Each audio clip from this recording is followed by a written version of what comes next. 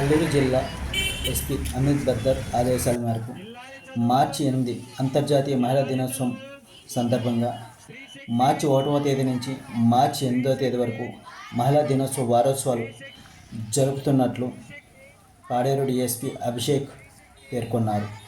ఈ వారోత్సవాలలో మహిళల సంరక్షణ, చట్టాలు, హక్కుల గురించి అవగాహన కల్పించడం జరుగుతుందని, దీని కొరకు సైకిల్ ర్యాలీలు, ఫుట్ ర్యాలీలు నిర్వహిస్తామని డిఎస్పీ తెలియజేశారు.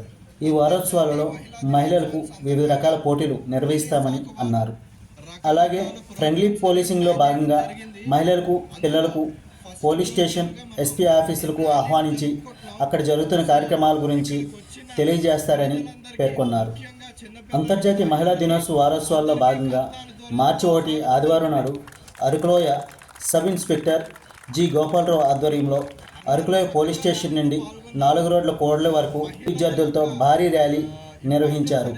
ఈ సందర్భంగా స్త్రీ శక్తి భారత భవిష్యత్తు అంటూ నినదించారు.